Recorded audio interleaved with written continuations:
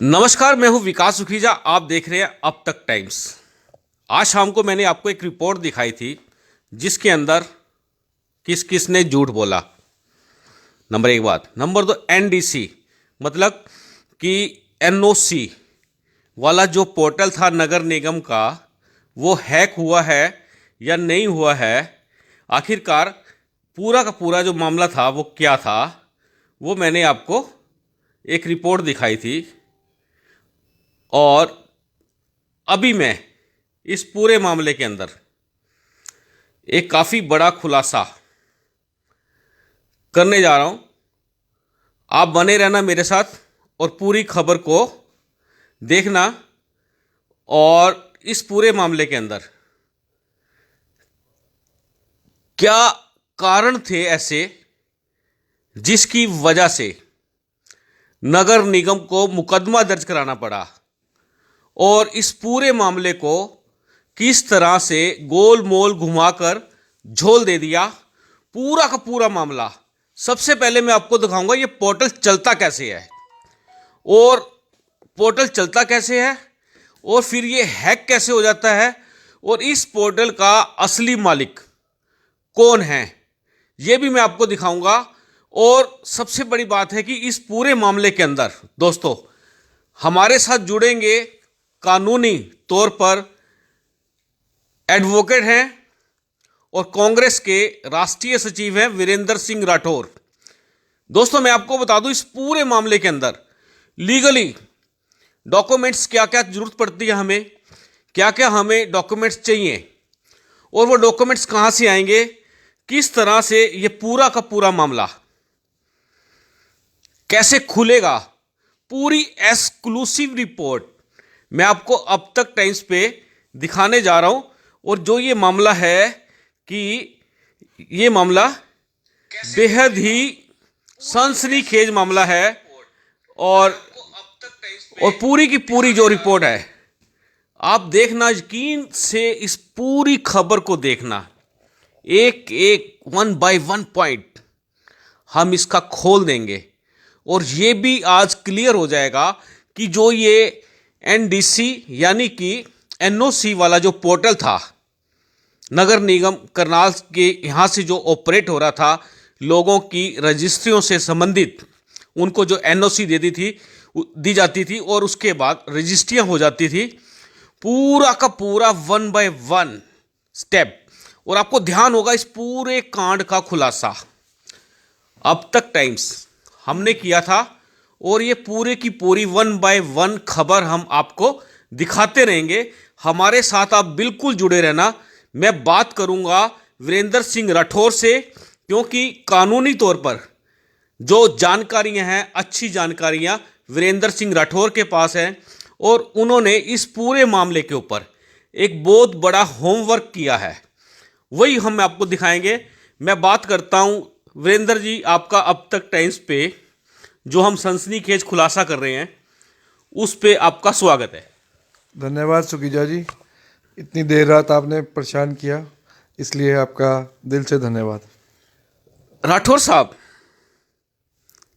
जैसा कि आपने मुझे बताया था कि जो ये पोर्टल है एनडीसी, मतलब कि अगर हम हिंदी में बात करें इसको भी, अनापत्तिक प्रमाण पत्र, नो ड्यूज सर्टिफिकेट्स, जिसके आधार पे तहसील में रजिस्ट्रियां हो रही हैं, ये पूरा का पूरा कांड है क्या, कैसे इसको ऑपरेट किया गया, क्या सिस्टम है, ये पूरा का पूरा करनाल शहर तो जानना चाहता ही चाहता है, और पूरा हरियाणा।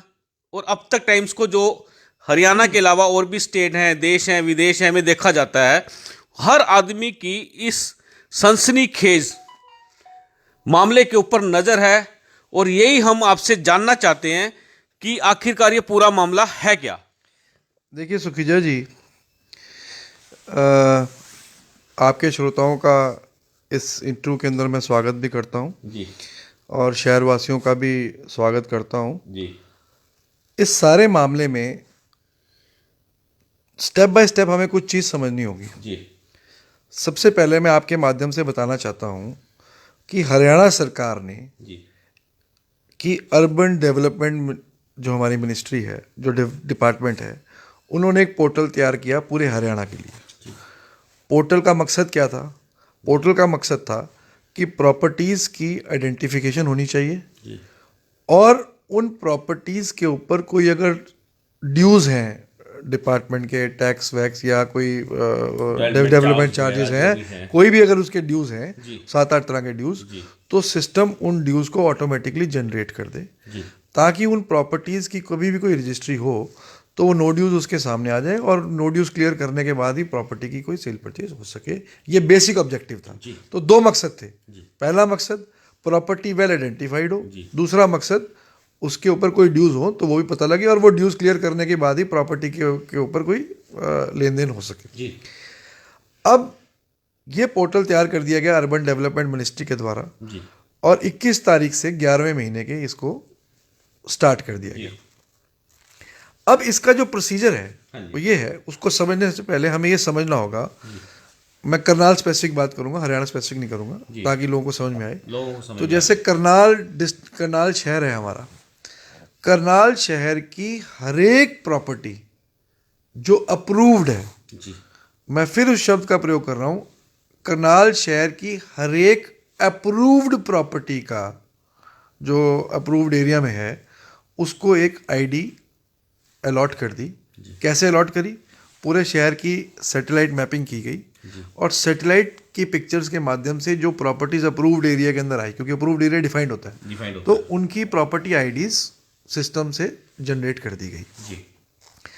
अब बहुत सारा एरिया अप्रूव्ड एरिया के अंदर ही ऐसा रह गया जिनकी सैटेलाइट पिक्चर्स के अंदर उनकी मैपिंग नहीं हो पाई, तो उसके लिए प्रॉपर्टी आईडी का जनरेट होना आवश्यक था। तो अब इसमें स्टेप 1 क्या है? फॉर एग्जाम्पल ऐसी कोई प्रॉपर्टी, मान लीजिए ऐसी प्रॉपर्टी जिस प्रॉपर्टी की आईडी जनरेटेड नहीं है सिस्टम के अंदर, ठीक है, और पर वो अप्रूव्ड एरिया में है। अब उस प्रॉपर्टी को मान लो किसी ने सेल करना है या उस प्रॉपर्टी को परचेज करना है, तो सबसे पहले सेलर या परचेजर जा करके नगर निगम के अंदर एक एप्लीकेशन देगा कि मेरी इस प्रॉपर्टी की प्रॉपर्टी आईडी जनरेट कर दी जाए, ठीक है। तो वो उसको एक टेम्परेरी आईडी की जनरेशन, प्रॉपर्टी आईडी जो टेम्परेरी होगी, उसके लिए उसकी एप्लीकेशन वो लेंगे। अब एप्लीकेशन में क्या होगा? एप्लीकेशन में सबसे पहले आदमी का नाम, मोबाइल नंबर, कॉलोनी, ओनर का नाम, उस प्रॉपर्टी का ओनर कौन है, प्लॉट का साइज और प्रॉपर्टी की कैटेगरी। राठौर साहब, एक सेकंड के लिए मैं आपको रोक देता हूं कि राठौर साहब, जिस तरह से आप इस पोर्टल की जानकारी लोगों को दे रहे हैं, और मैं चाहूँगा जितने भी लोग इस खबर को देख रहे हैं साथ के साथ लाइक करें और शेयर करें। जो मैं आपको आज खबर का पूरा प्रोसेस, किस तरह से एक पोर्टल वर्क करता है, उसके बारे में हम लोग आपको दिखा रहे हैं, और हम चाहेंगे कि आप इसको खबर को पूरा देखना, और आप खबर देखने के बाद आप कहेंगे कि अब तक टाइम्स ने आपको एक्यूरेसी जो खबर की होती है वो दिखाई है। राठौर साहब, उसके बाद क्या होता है? देखिए, जब आप ये देखिए, दोबारा मैं आपको बता रहा हूँ कि इसमें 6 चीज़ें आपको भरनी होंगी। नाम, मोबाइल नंबर, कॉलोनी का नाम, ओनर नेम, प्लॉट साइज और प्रॉपर्टी की कैटेगरी क्या है, वो रेजिडेंशियल है कि कमर्शियल है कि किस कैटेगरी फॉल करती है। ये जब आप ये 6 जानकारियाँ उसके अंदर भरते हैं तो ऑटोमेटिकली अप्रूवल के लिए ये सिस्टम के अंदर अथॉरिटीज़ के पास चली जाती है, नगर निगम की अथॉरिटीज़ के पास वो एप्लीकेशन। कंप्यूटराइज, आप कंप्यूटर में भरते हैं, कंप्यूटर ऑटोमेटिकली इस एप्लीकेशन को भेज देता है। किसके पास भेजेगा? जो एग्जीक्यूटिव ऑफिसर करनाल की है म्यूनसिपल कमेटी, निशा शर्मा के पास। अब मैं नाम नहीं जानता कौन है, बट आप बता रहे हैं निशा शर्मा, तो वो निशा शर्मा जी होंगी, ईओ। मैं ईओ के हिसाब से बात करूंगा। तो ईओ के पास जाएंगे। ईओ ने इस काम के लिए हर डिस्ट्रिक्ट में 2 लोगों को ऑथराइज कर रखा है कि आप उस आईडी को, जो टेम्परेरी आईडी की एप्लीकेशन उनके पास पहुंची है, वो उसको अप्रूव करें या उसको रिजेक्ट करें। जी अब वो दो आदमी कौन है? एक तो बिल्डिंग इंस्पेक्टर जी और एक टैक्स क्लर्क।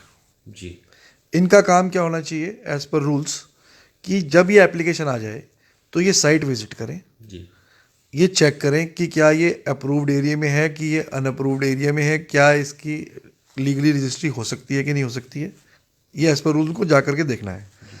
परंतु और उसके बाद ये अपनी उस रिपोर्ट के बेसिस पे उस साइट पे दोबारा जाएं, उस पोर्टल के ऊपर जहां उसकी एप्लीकेशन पड़ी एप्लीकेंट की, जी जी और अपना फैसला दे दें कि भाई ये उन्होंने अप्रूव कर दी कि इसको रिजेक्ट कर दी। जी जब ये पोर्टल को खोलते हैं तो इनको ओटीपी इनके मोबाइल नंबर पे आएगा। जी ये ओटीपी फीड करेंगे अपने सिस्टम के अंदर, और जैसे ही ओटीपी फीड करेंगे तो वो एप्लीकेशन खुल जाएगी, और ये अप्रूव का बटन दबाएंगे तो वो अप्रूव हो जाएगी, रिजेक्शन का बटन दबाएंगे तो वो रिजेक्ट हो जाएगी। ठीक है।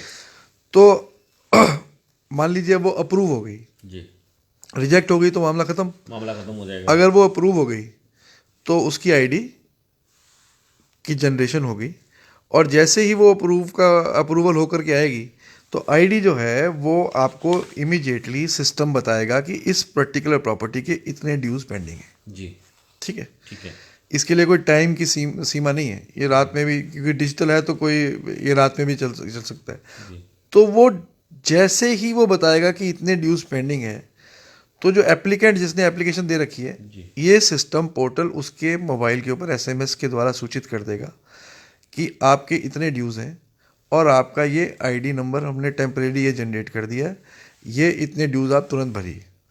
तो वो अपनी कैश कार्ड से या एटीएम से या किसी से भी क्रेडिट कार्ड से उतनी पेमेंट डिपार्टमेंट को करेगा, और जैसे ही वो डिपार्टमेंट में करेगा तो वो प्रॉपर्टी आईडी जनरेट होकर के एक्टिवेट हो जाएगी। जी और उसका जो मैसेज है जनरेशन के बाद, ये बड़ा इंपॉर्टेंट है, जी ये जो मैसेज होगा उसका कि ये प्रॉपर्टी आईडी के पैसे जमा हो गए, वो ईओ के पास एसएमएस के द्वारा ऑटोमेटिकली चले जाएगा। बिल्कुल। तो दो चीज़ हो गई, जी जिस समय आप इसको अप्रूव या रिजेक्ट करने के लिए लॉगिन करोगे इस आईडी पे, तो बिल्डिंग इंस्पेक्टर और टैक्स क्लर्क दोनों के पास ओटीपी आएगा, और वो ओटीपी जब तक वो नहीं डालेंगे सिस्टम में वो चलेगा तब तक वो चलेगा नहीं। जी तो इसका मतलब तो ये हो गया कि बिल्डिंग इंस्पेक्टर और टैक्स क्लर्क की जानकारी के बगैर कोई भी आईडी अप्रूव या डिसअप्रूव या रिजेक्ट नहीं हो हो नहीं सकती। सकती। और जब मोमेंट आपने नो ड्यूज जमा करा लिए, तो जमा कराने के बाद जो है वो इंफॉर्मेशन बाय एसएमएस वो एस्टेट अफसर के पास जी पहुंच जाएगी। जी तो इसका मतलब ये साफ हो गया कि एस्टेट अफसर और बिल्डिंग इंस्पेक्टर और टैक्स क्लर्क, इन तीन लोगों की जानकारी के बगैर कोई भी प्रॉपर्टी आईडी अप्रूव या डिसअप्रूव नहीं हो सकती। ये तो इसका एक प्रोसीजर है। जब नो ड्यू सर्टिफिकेट आपने इशू कर दिया, तो आप उस नो ड्यू सर्टिफिकेट को लेकर के तहसील में जाते हैं और वहाँ पे टोकन अप्लाई करते हैं। अब तहसील के अंदर टोकन अप्लाई करने का मतलब सिर्फ इतना होता है कि आपको इतने बजे अपनी रजिस्ट्री के लिए अपॉइंटमेंट मिल गई। यस। अब आप वहाँ आ गए। अब तहसील के अंदर तो सारा रिकॉर्ड, खसरा नंबर सब चढ़े हैं जी। परंतु अगर कोई अनअप्रूव्ड भी आईडी के द्वारा अनअप्रूव्ड प्रॉपर्टी भी जनरेट हो गई है, आईडी अनअप्रूव्ड एरिया की, तो भी तहसील उसकी सीधी रजिस्ट्री कर रहा है, ये कह करके कि भाई नो ड्यू सर्टिफिकेट हमें मतलब कि आंख बंद करके काम चल रहा है, ये बात तो कह सकते हैं हम लोग। निश्चित रूप से, क्योंकि देखिए मैंने जो इसको सारे को सिस्टम को स्टडी किया है, उसके हिसाब से मैं ये कह सकता हूँ कि एक तो अर्बन डेवलपमेंट मिनिस्ट्री ने इस पोर्टल के अंदर खामियां छोड़ी हैं। जी। अगर आप फर्स्ट स्टेज के ऊपर ही जब आईडी को जनरेट कर रहे हैं, इसके अंदर एक खसरा नंबर का प्रोविज़न डाल दें। जी। अगर खसरा नंबर का प्रोविज़न आप डाल दें तो ये फर्स्ट स्टेज के ऊपर ही एप्लीकेशन रिजेक्ट हो जाएगी, इसकी अप्रूव और डिसअप्रूव की बात ही पैदा ही नहीं हो सकती। ये सबसे बड़ा तो ये क्यों नहीं डाला गया? हाँ। जब आपको पता है कि करनाल शहर के अंदर कौन से खसरा नंबर अप्रूव्ड में आते हैं और कौन से खसरा नंबर अनअप्रूव्ड में आते हैं, तो खसरा नंबर की ऑप्शन इसके अंदर क्यों नहीं डाली गई? जी। वो मुझे आज पता लगा है कि आईडी को पोर्टल को इन्होंने दोबारा से चेंज किया है, अब वो चीज़ों को इंट्रोड्यूस किया गया है। सवाल ये है कि इतना बड़ा आप हरियाणा लेवल के ऊपर एक डिसीजन ले रहे हो, पोर्टल तैयार कर रहे हो, और इतनी कॉमन सेंस की बात आप जो है वो इसके अंदर मिस कर रहे हो, तो इससे साफ जाहिर होता है कि ये कहीं ना कहीं जानबूझ करके आईडी के अंदर ये कमी छोड़ी गई पोर्टल बनाने के टाइम, ताकि इस प्रकार के गोरख धंधे जो हैं वो आसानी से करते रहे, लोगों को ये भी दिखाते रहे कि सब कुछ कंप्यूटराइज्ड हो गया और गोरख धंधे भी चलते रहे। ये एक तरह से सिस्टम का फेलियर भी है। और इसके अंदर जो है मैं एक चीज़ और बताना चाहूँगा कि डीड राइटर जब प्रॉपर्टी आईडी जनरेट हो गई, तो जब आप रजिस्ट्री कर रहे हो तहसील के अंदर, तो मज़ेदार बात सुखीजा जी ये है कि प्रॉपर्टी आईडी नंबर आप रजिस्ट्री के अंदर मेंशन ही नहीं कर रहे।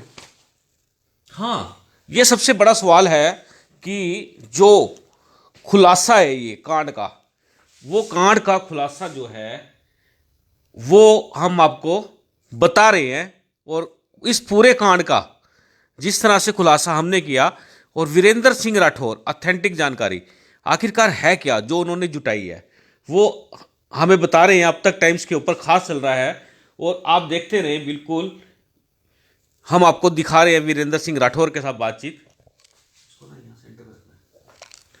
तो राठौर साहब, हम बात कर रहे हैं कि जो ये मामला चल रहा है, कांड हुआ कैसे और कहां से स्टार्ट हुआ? देखिए, ये तो मैं नहीं कह सकता कि कैसे हुआ कैसे नहीं हुआ, बट मैं लीगली इसको एग्जामिन कर रहा था मैटर को। मैंने वो एफआईआर पढ़ी, ये सारी चीज़ें। इससे पहले जो आप बता रहे थे कि किस तरह से वो सिस्टम खसरा नंबर डाल के, अगर डाला ही नहीं है तो फिर तो किस लिए नहीं, मतलब जब आपको पता है कि भाई शहर के अंदर अप्रूव्ड एरिया इन खसरा नंबरों में है, और ये खसरा नंबर जो है वो अनअप्रूव्ड एरिया के हैं, तो खसरा नंबर का प्रोविज़न आपने आईडी जनरेशन के टाइम जो ये 6 चीज़ों की डिमांड की आपने फर्स्ट स्टेज के ऊपर, उसके अंदर खसरा नंबर अगर आप मांग लेते और उसमें खसरा नंबर आदमी डाल दे, तो इमीडिएटली सिस्टम कंप्यूटर बता देगा कि भैया ये अप्रूव्ड में है, ये अनअप्रूव्ड में है। अगर वो अनअप्रूव्ड में होगा तो मामला आगे चलेगा ही नहीं, क्योंकि रजिस्ट्री तो सिर्फ अप्रूव्ड एरिया, प्रॉपर्टी आईडी तो आप अप्रूव्ड एरिया के अंदर ही जनरेट कर सकते हो, रजिस्ट्री भी आप अप्रूव्ड एरिया के अंदर ही करा सकते हो। अब अनअप्रूव्ड एरिया का अगर खसरा नंबर फर्स्ट स्टेज के ऊपर ही आ गया, तो कोई भी आदमी गड़बड़ करने की स्थिति के अंदर होगा नहीं।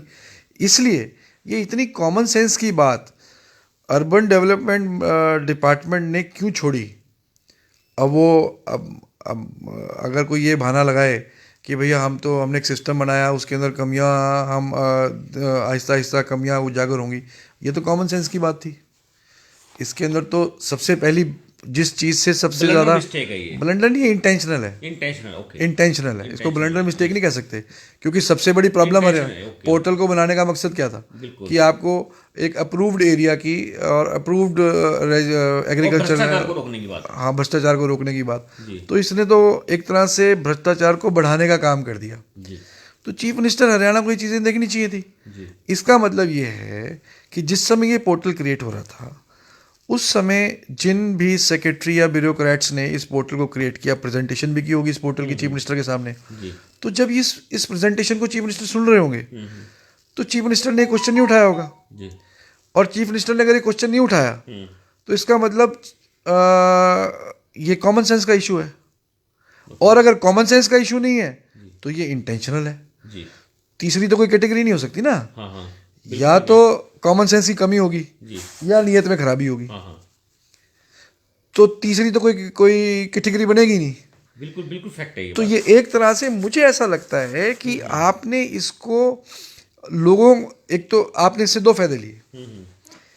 एक तो आपने हरियाणा सरकार के लिए रेवेन्यू जनरेशन शुरू करी, नो ड्यू सर्टिफिकेट के माध्यम से, भाई लोगों पैसा आता रहे सरकार के पास। दूसरा, आपने ऐसा सिस्टम बना दिया जिससे पैसे खाने का भी और रिश्वत लेने का भी स्कोप जो है वो खुला रहे। नहीं तो अगर आप ये देखिए ना, 6 चीज़ें आप मांग रहे हो, आप मोबाइल नंबर मांग रहे हो, आप कॉलोनी का नाम मांग रहे हो, ओनर का नाम मांग रहे हो, प्लॉट का साइज मांग रहे हो, प्रॉपर्टी कैटेगरी मांग रहे हो, खसरा नंबर नहीं मांग रहे। वाकई में ये बात तो है। खसरा नंबर ही तो बताएगा, उससे ही तो पता लगेगा कि उस पर्टिकुलर खसरा नंबर के अंदर जहाँ प्लॉटिंग हो रही है हाँ हाँ। वो अप्रूव्ड एरिया में फॉल करता है कि वो करता है। अनअप्रूव्ड एरिया में फॉल करता है। तो ये इसको मिस करना मेरी समझ में ये ब्लंडर नहीं है, जी ये इंटेंशनली मिस किया गया है। ओके। इंटेंशनली मिस किया गया है ताकि अब आप वॉल्यूम देखिए। मैं अब मुझे किसी ने एक मेरे मित्र ने म्यूनसिपल कॉरपोरेशन में ही काम करते हैं, उनके माध्यम से मुझे जानकारी मिली कि लगभग एक आईडी को जनरेट करने के लिए हज़ारों रुपए का खर्चा लिया जा रहा है, जो सिस्टम के अंदर बटता है। जी। अब सेंटर पर को। सिस्टम में कौन लोग इसको बांटते हैं मैं नहीं कह सकता, हाँ हाँ परंतु अगर मैं वॉल्यूम की बात करूं हाँ हाँ। तो 21 नवंबर के बाद जी हरियाणा में हाँ हाँ। ये सारा रिकॉर्ड पोर्टल के ऊपर ही अवेलेबल है, आप भी एक्सेस कर सकते हैं, कोई आम आदमी भी एक्सेस हाँ, कर बिल्कुल, सकता ये हमने भी है। देखा ये कोई हाँ, मतलब बिल्कुल। इजीली, मैं आज इसको एक्सेस कर रहा था तो ये सारी ये जो अप्रूव्ड हुई हैं, जो इन्होंने आईडी अप्रूव की, एक बार चाहूंगा आप ये डॉक्यूमेंट्स ना स्क्रीन पे दिखाएं जरा एक ये बार। देख सकते हैं। ये कोई तो भी आदमी इसको अप्रूव, ये सारा ये पूरा का पूरा डाटा इस पोर्टल ये पे देख पूरा सकता है। पूरी डिटेल है कि हरियाणा में कौन कौन सी प्रॉपर्टी आईडीज कैसे कैसे जनरेट हुई हैं।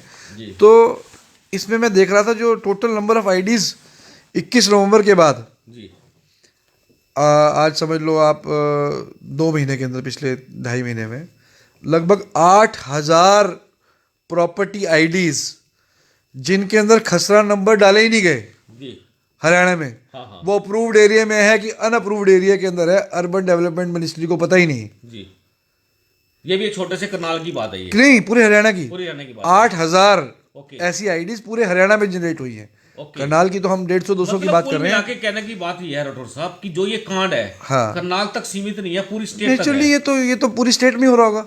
जी ये तो पूरी स्टेट में हो रहा होगा। आपने एक ऐसा टूल दे दिया बना करके, हरियाणा के लिए टूल बनाया ना, पंजाब हरियाणा का पोर्टल है वो, करनाल स्पेसिफिक पोर्टल नहीं है। जी जी मैं बारी बारी कह रहा हूँ, ये अर्बन डेवलपमेंट मिनिस्ट्री का पोर्टल है। हाँ हाँ। तो अब अगर ये इसके अंदर 8,000 आईडीज जनरेट हुई हैं तो आप भ्रष्टाचार का लेवल देख सकते हैं। 10 या 11,000 12,000 रुपया लोग बोलते हैं कि भैया हमें एक आईडी के लिए देना पड़ रहा है जी लोगों को, तो नगर निगमों में। तो पूरे हरियाणा की 8,000 आईडीज को जरा 10,000 से मल्टीप्लाई करके देखना, ये कितने करोड़ रुपए हो गए। तो ये एक साल के अंदर ये वॉल्यूम जाएगा 100 करोड़ के आसपास। तो एक महीने में इतना ऊपर एक महीने में अगर ये 8-9 करोड़ रुपया बनता है हाँ हाँ। तो ये एक साल के अंदर वॉल्यूम देखिए कहाँ जाएगा ये ये। कहाँ जा रहा है। जी तो ये एक पोर्टल बना दिया गया जिससे आप आराम से रेवेन्यू जनरेशन तो तैयार करो जो हरियाणा सरकार के उसमें जाए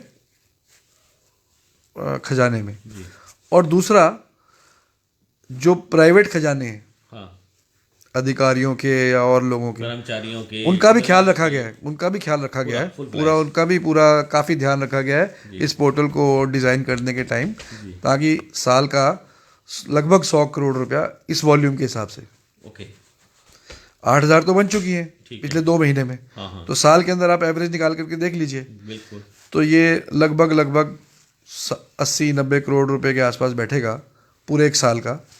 तो वो उनका भी ख्याल रखा गया है कि जो ऑफिसर्स हैं, स्टेट ऑफिसर्स हैं, ये जो हैं जो इसके अंदर इन्वॉल्व हैं, उनकी जेब का भी पूरा ख्याल रखते हुए, तो मतलब सरकार पूरा बैलेंस बना के चल रही है कि सरकारी खजाने को भी भरो और अफसरों की जेबों को भी भरवाओ। ये पूरा बैलेंस जो है ये हरियाणा सरकार की क्रेडिबिलिटी है। जी इसमें एक जो हरियाणा सरकार का एक नारा है, सबका साथ सबका विकास, उस पर इसका मतलब आपकी बात ऑथेंटिक होती है। वो पूरा खरा उतर रहे हैं उसके अंदर, ये हरियाणा सरकार पूरा खरा उतर रही है, सबका विकास वो कर रही है। विकास का तरीका क्या है ये तो आप इस मॉडल के रूप से देख सकते हैं। पर विकास जी, मैं दोबारा इस बात को कहता हूँ कि ये जो खसरा नंबर ना डालने का मामला इन्होंने इस पोर्टल के अंदर डिज़ाइन किया है, हाँ हाँ। ये ब्लंडर मिस्टेक नहीं है, ये 100% इंटेंशनल किया हुआ काम है। तो ये किया किसने फिर इसका मतलब? ये तो आप अर्बन डेवलपमेंट मिनिस्ट्री जो डिपार्टमेंट है अर्बन लोकल बॉडीज़ का, और जिन्होंने इस सॉफ्टवेयर को डिज़ाइन किया होगा, हाँ हाँ तो ये उस समय वो बताएंगे कि ये पॉइंट क्यों छोड़ा गया जी। इसके अंदर। जी तो ये तो हुआ सिस्टम के बारे में बात। जी। अब असली जो इसके अंदर आप देखेंगे, एक एफआईआर रजिस्टर हुई हाँ करनाल में। जी, उसका एक बार बता दूं मैं जी जी। एक बार मैं आपको बता देता हूं, जो मुकदमा दर्ज हुआ उसका भी हम खुलासा कर रहे हैं कि मुकदमा दर्ज हुआ ही क्यों, पहले क्यों नहीं हुआ, और इसमें इतने लोचे क्यों थे, इस मुकदमे को लेकर झूठी दलीलें मीडिया के सामने क्यों दी गई। वो सारे सवाल हैं जिसका 1 बाय 1 जवाब हम लेंगे वीरेंद्र सिंह राठौर से, क्योंकि वो एडवोकेट भी हैं। और हम आपको जो एक्चुअल में जो खबर है, ये मैं आपको पूरी खबर दिखा रहा हूँ। इसमें थोड़ा टाइम लगेगा जरूर दोस्तों, इस खबर को देखना, और इस खबर से आने वाला जो आपका भविष्य है वो उज्जवल हो जाएगा, और आपको पता चल जाएगा कि हमने किस तरह से इस पर काम करना है। जी बताएं। तो ये एफआईआर रजिस्टर हुई, और एफआईआर में सुखिजा जी जी बड़ा ही मतलब कि जी बहुत ही जो है जी जी जी, आप बताएं बताएं पूरी पूरी बात। एफआईआर जो रजिस्टर हुई, हाँ हाँ एफआईआर में एक बहुत ही मज़ेदार बात जो मैंने देखी, हाँ जी हाँ जी वो ये है जी कि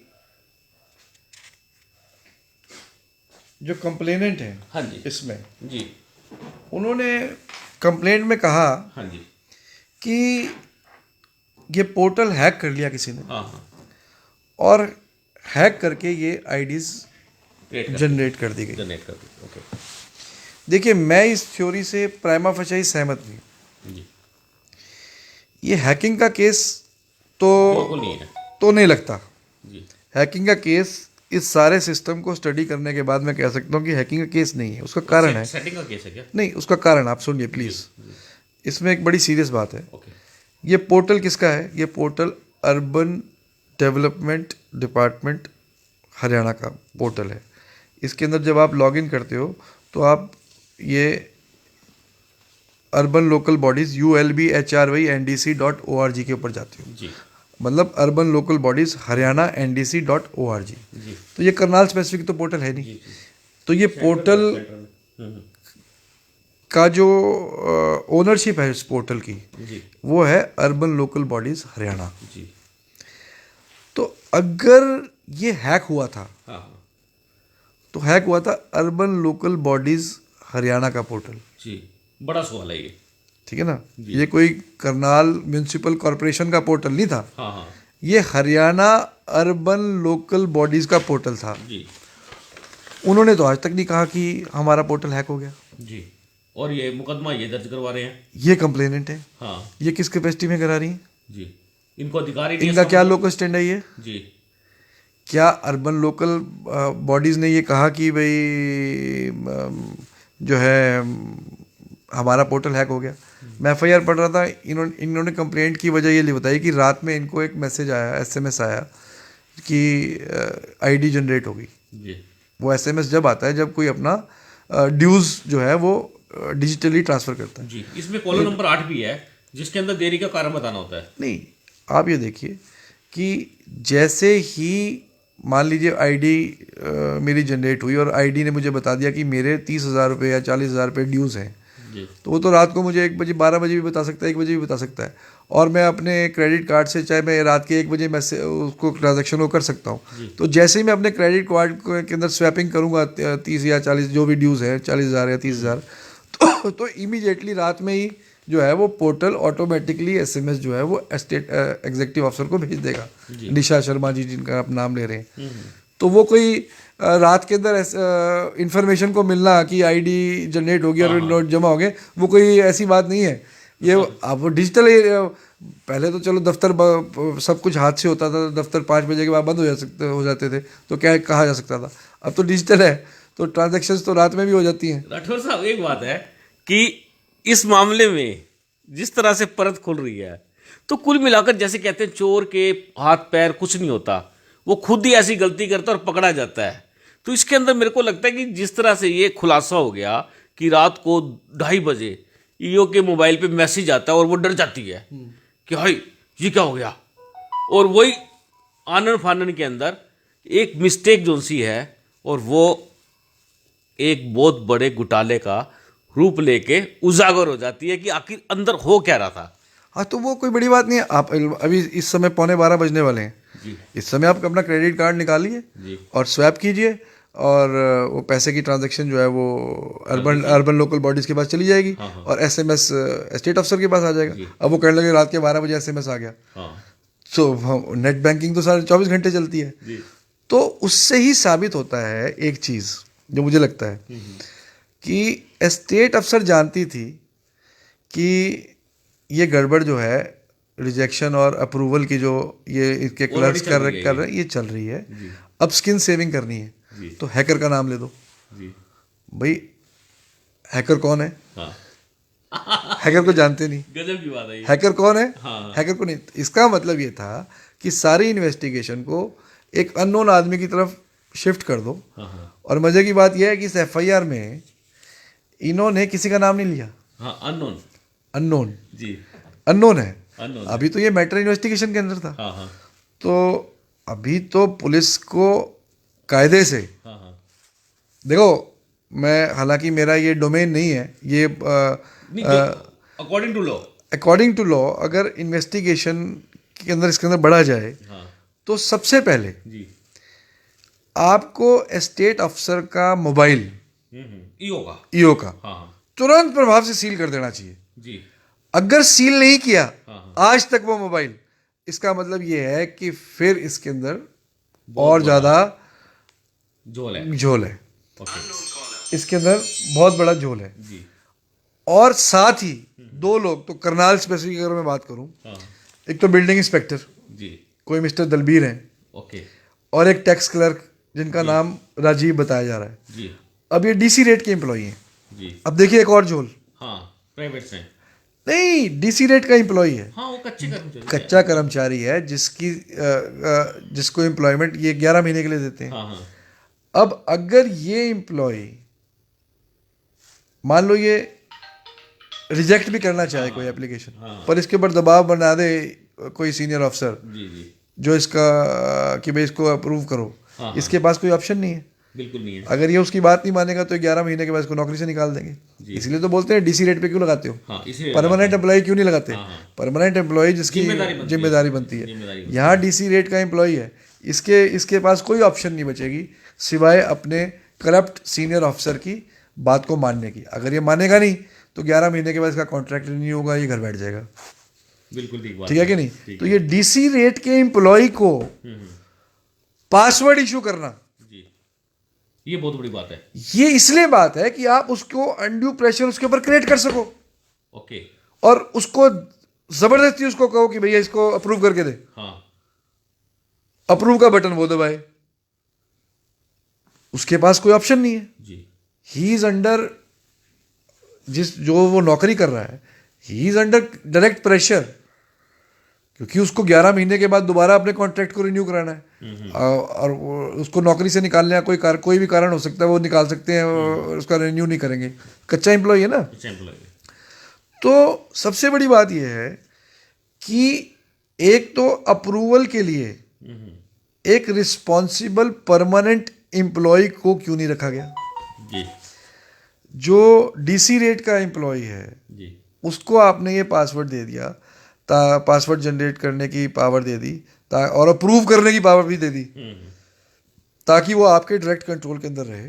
और आप अगर वो आपकी बात माने तो ठीक है, अगर नहीं माने तो उसको नौकरी से निकाल दो। तो अब मेरा कहने का मतलब ये है कि ये फेयर इन्वेस्टिगेशन जब ही हो सकती है जब इन दोनों बिल्डिंग इंस्पेक्टर और टैक्स क्लर्क प्लस एग्जीक्यूटिव अफसर, सबसे पहले तो इन तीनों के मोबाइल्स को सील कर दिया जाना चाहिए। अगर इनके मोबाइल सील होंगे तभी पता लगेगा कि भाई एसएमएस जो है इनके ओटीपी इनको किस किस प्रॉपर्टी आईडी के ओटीपी जनरेट होने का किस समय और कौन सी डेट को इनके मिले जी। उसके बगैर तो ये अप्रूव डिसअप्रूव हो ही नहीं सकती। हो ही नहीं सकते, ठीक बात है आपकी। तो जो ये हैकिंग की थ्योरी ये लेकर के आ रहे हैं, ये हैकिंग की थ्योरी बिल्कुल एक मुझे नहीं लगता ये इनके डिफेंस को स्टॉल करेगी, क्योंकि ये कड़ी यहाँ नहीं रुकेगी जी। ये अब कड़ी तहसील में जाएगी। ओके। तहसील के अंदर एक मज़ेदार झोला देखो अब क्या चीज़ सामने आ रही है, मज़ेदार चीज़ कि चलो आईडीज़ तो जनरेट हुई गलत या सही 150 जी। रजिस्ट्रियाँ होगी उन आईडीज़ के ऊपर 800। ओके। और ये दिखा रहे हैं, ये दिखा रहे हैं 206-7 के करीब। हाँ, तो लगभग 4 गुना जो है हाँ एक प्रॉपर्टी की आईडी पे 4 रजिस्ट्रियाँ हो रही हैं। जी। मतलब एक प्रॉपर्टी का नो ड्यू सर्टिफिकेट आपने इशू किया और उसके बेसिस के ऊपर ही आपने 4 रजिस्ट्रियाँ कर दी। जी। भैया कैसे हो गया, ये कैसे हो सकता है? अब जो तहसीलदार साहब का डिफेंस होगा, तहसीलदार साहब तो ये कहेंगे हमारी क्या जिम्मेवारी है, अगर नो ड्यू सर्टिफिकेट इशू हो गया हमें तो रजिस्ट्री करनी पड़ेगी। अरे जिम्मेवारी क्यों नहीं है?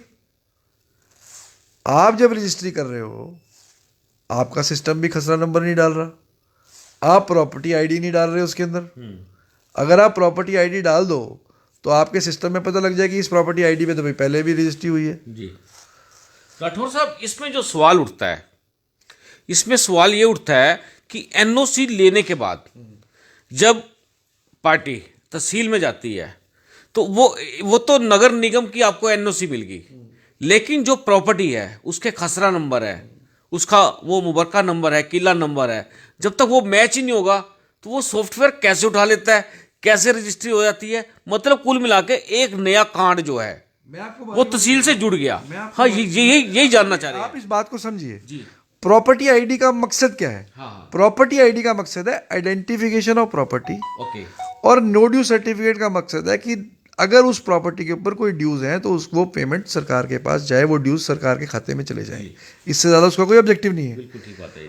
पर वो जिस प्रॉपर्टी की रजिस्ट्री तहसील में हो रही है हाँ हाँ। वो अप्रूव्ड एरिया में है कि नहीं है, नहीं है, वो तो खसरा नंबर तहसील के अंदर डलना चाहिए। डालना चाहिए। अब एक बात बताइए कि जब खसरा नंबर ना तो प्रॉपर्टी आईडी क्रिएट करते टाइम डले और खसरा नंबर ना तहसील के अंदर रजिस्ट्री करते टाइम बने, तो भैया इसका मतलब आप क्या है?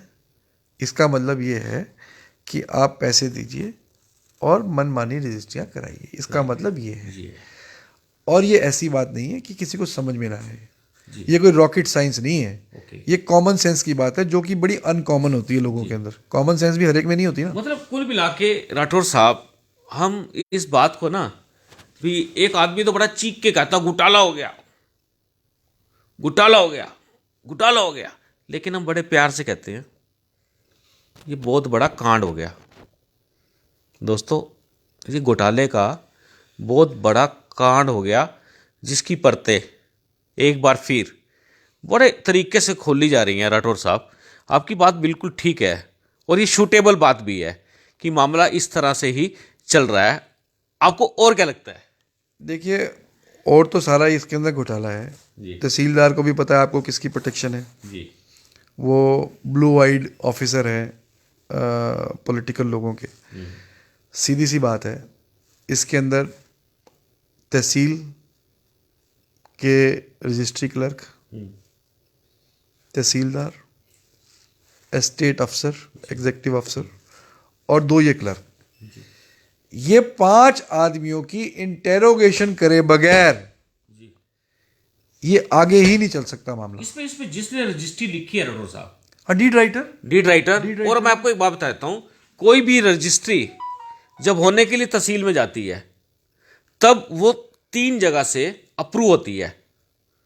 वो 3 ऑफिसर अलग से बिठाए जाते हैं। सबसे पहले तहसीलदार देखता है, फिर उसके बाद आरसी देखता है, फिर एक इन्होंने अलग से एक और अधिकारी बिठा रखा है कि जिसकी जिम्मेदारी है कि वो पूरी रजिस्ट्री की अच्छी तरह से चेकिंग करने के बाद उसको रजिस्ट्रेशन के लिए भेजे।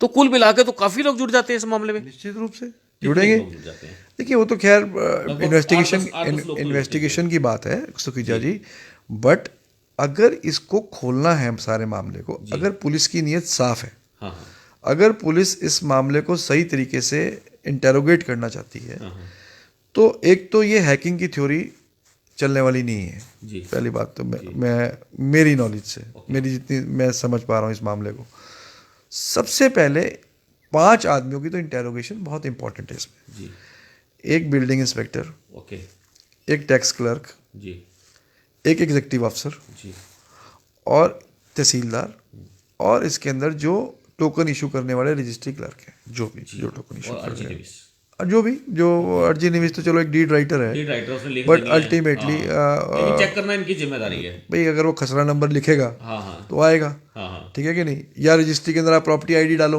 हाँ हाँ वो भी नहीं आप डाल रहे, जी तो इसका मतलब ये है कि तहसील का सॉफ्टवेयर भी, जी आपने बड़े बड़े दावे किए, हमने सारा रिकॉर्ड जो है, देखो मजे की बात क्या है, जी आपने ये कह दिया कि हमने सारा करनाल का रिकॉर्ड जो है वो कंप्यूटराइज कर दिया। हाँ हाँ मतलब कंप्यूटर में डाटा तो है हाँ हाँ कि करनाल डिस्ट्रिक्ट के सारे खसरा नंबर कंप्यूटर में चढ़े हैं, चढ़े हैं।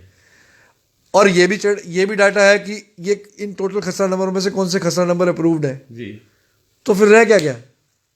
जब सारा डाटा है तो भाई रजिस्ट्री के अंदर खसरा नंबर क्यों नहीं डालते आप, जिससे पता लग जाए कि तो ना तो तहसील के कंप्यूटर में खसरा नंबर डाल रहे हो आप, जी ना आप म्यूनसिपल कॉरपोरेशन के जब आईडी जनरेट कर रहे हो। इसका मतलब बड़ा साफ है कि आपने इस सॉफ्टवेयर के माध्यम से 2 काम किए। एक तो लोगों से रेवेन्यू कलेक्ट किया नो ड्यू सर्टिफिकेट के नाम पे, जी और दूसरा अपने तहसील को और म्यूनसिपल कॉरपोरेशन को आपने एक तरह से दुधारू गाय बना दिया, जो अलग रेवेन्यू आपको जनरेट करके दे, जो सरकारी खाते में ना जाए, वो जो इनकी पॉकेट्स के अंदर जाए। इसका मतलब ये है, बड़ा गंभीर मामला है। इसका मतलब ये है। तो अगर तो चीफ मिनिस्टर साहब मेरी बात को सुन रहे हो तो वो इस बात को सीरियसली ले, अगर वो इसको सिस्टम को ठीक करना चाहते हैं तो, और अगर नहीं करना चाहते तो फिर वो इलाज तो आपके पास भी नहीं है, हमारे पास भी नहीं है सुखीजा जी, वो तो हमने ही, उसका कोई इलाज नहीं है। परंतु इसमें ये बात साफ है कि ये चीफ मिनिस्टर का बहुत बड़ा फेलियर है। ओके चीफ मिनिस्टर का बहुत बड़ा फेलियर है कि चीफ मिनिस्टर की नाक के नीचे पूरे हरियाणा का रेवेन्यू जनरेशन डिपार्टमेंट, सबसे बड़ा डिपार्टमेंट है तहसील रेवेन्यू जनरेशन के लिए, जी उसका एक पोर्टल तैयार किया गया हरियाणा लेवल पे।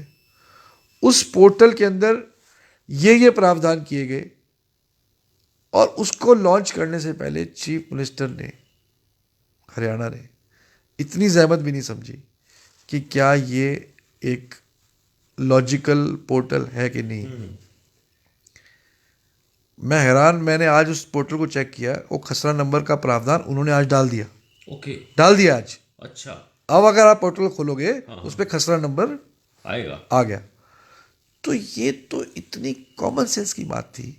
दिस शोज कि the concern minister, urban local bodies, CM, ये इनमें थोड़ी सी भी मतलब सीरियसनेस नहीं है अपने काम के प्रति। ओके या तो ये कारण है। अगर नीयत साफ होती और इस बात को पोर्टल को लॉन्च होने से पहले कुछ समझा जाता है, या प्रेजेंटेशन जो सेक्रेटरी लेवल के ऑफिसर्स ने की होगी इनको, उसके अंदर गहराई से ये समझते, तो ये लगता है कि भाई ये लोग नॉन सीरियस हैं। ये हरियाणा में क्या रूल्स बन रहे हैं, क्या रेगुलेशंस बन रहे हैं, ये उनके अंदर ये लोग डीप नहीं जाते हैं, और बारी बारी ये कह देना कि भैया हमने तो एक रूल बनाया था, उसको जो है अप्लाई किया रूल को, अब उसके अंदर ये खामियां नज़र आई तो हमने उसके अंदर बदलाव करने शुरू कर दिए। ये ऐसी बात नहीं है। ये जिस चीज़ के लिए रूल बनाया गया था, मकसद एक था कि गैर कानूनी अनऑथराइज रजिस्ट्रियाँ रोकी जाएँ। तो ये तो कोई भी, अगर आपको अनऑथराइज रजिस्ट्री रोकनी हो तो ये तो आप भी बता दोगे कि भैया खसरा नंबर डाल दो, पता लग जाएगा कि अप्रूव्ड में है कि अनअप्रूव्ड में है। मैं तो राठौर साहब, जो ये पूरा पोर्टल है ना, इसका 1 by 1 स्टेप, पूरा का पूरा 1 by 1 स्टेप बता दूंगा, और अगर इस पोर्टल के बेस पे काम करना है और ईमानदारी से करना है, वो भी बता दूंगा कैसे होगा। और जिस तरह से बेईमानी से हो रहा है वो तो आप बता ही रहे हो। अब वो धीरे धीरे जग जाहिर हो रहा है कि किस तरह से कैसे मैं आपको कांड हो रहे हैं। सुखीजा जी, जी मैं वैसे आपके नॉलेज के लिए बता देता हूँ। जी। मैं इसको स्टडी कर रहा था अभी सारे डाटा को। हाँ जी। इसमें लगभग लगभग 80-90 आईडीज ऐसी हैं जी। एक पर्टिकुलर कॉलोनी की। ओके। अब इस कॉलोनी को कौन काट रहा है ये तो सीएम साहब इंक्वायर कर लें, जी। ठीक है कि नहीं। शहर के अंदर चर्चाएं तो बहुत हैं, पर मज़ेदार बात क्या है कि इस रिकॉर्ड के हिसाब से, ये सारा रिकॉर्ड है मैंने देखा है, हाँ 21 प्रॉपर्टी आईडीज रिजेक्ट की जाती हैं ओके। 21 तारीख को,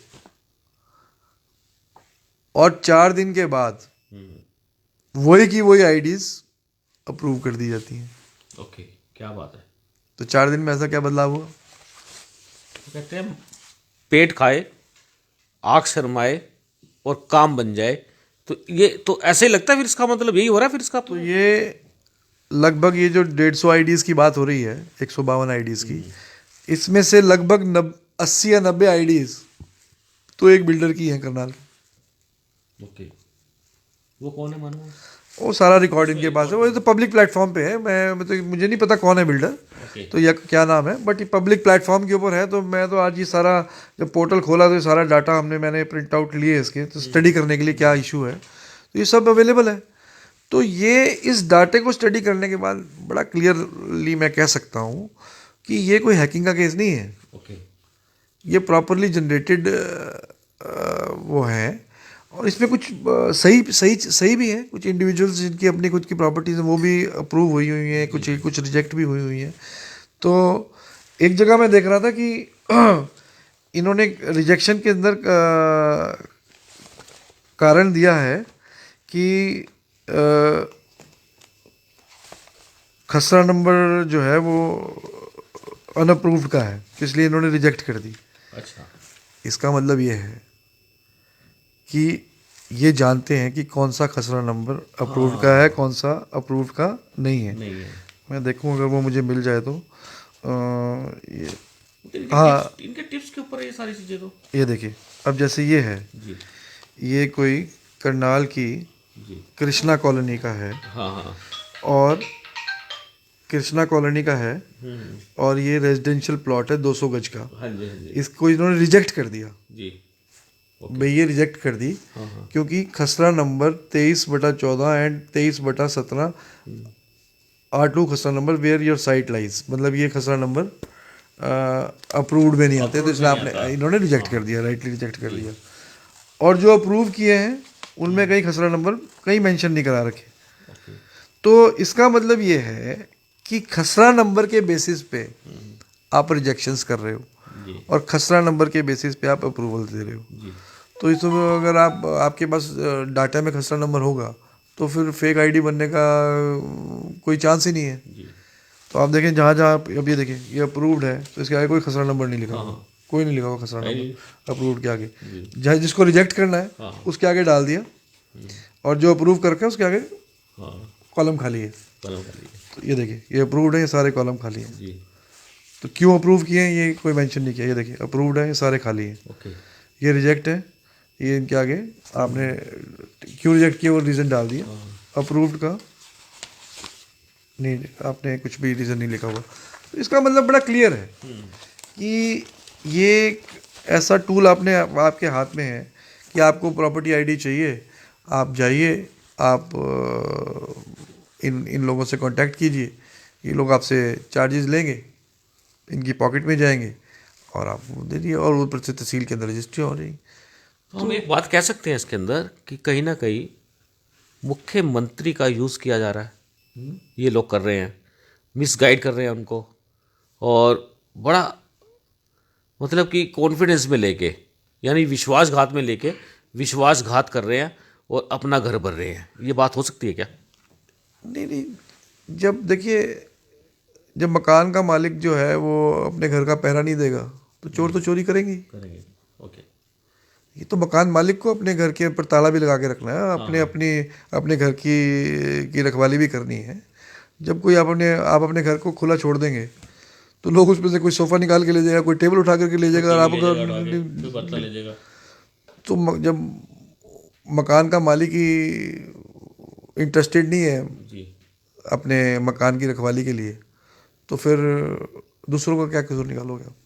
तो एक बात है राठौर साहब, पूरे मामले के अंदर जो ये हमारी आपके साथ इस खबर के खुलासे को लेकर जो चर्चा चल रही है, ये खबर मुझे लगता है कि जो आम लोग हैं, जो लोग प्रॉपर्टी परचेज करते हैं, उनको इस खबर को देखना चाहिए और पूरी तरह से जागृत हो जाना चाहिए कि छोटा लालच ना करके अपना सही ढंग से काम कराएं, जेन्युइनली अप्रूव्ड में लें, उसके खसरा नंबर, उसके किला नंबर, वो जो भी नंबर होते हैं वो सब पूरे मैच कर लें, और उसकी जो एनओसी बनती है वो पूरे खुद, यानी कि खुद देखें, किसी की जालसाजी में मत आए और ना ही वो ठगी का शिकार हो, जिस तरह से बहुत बड़ी ठगी का ये मामला सामने आ गया है।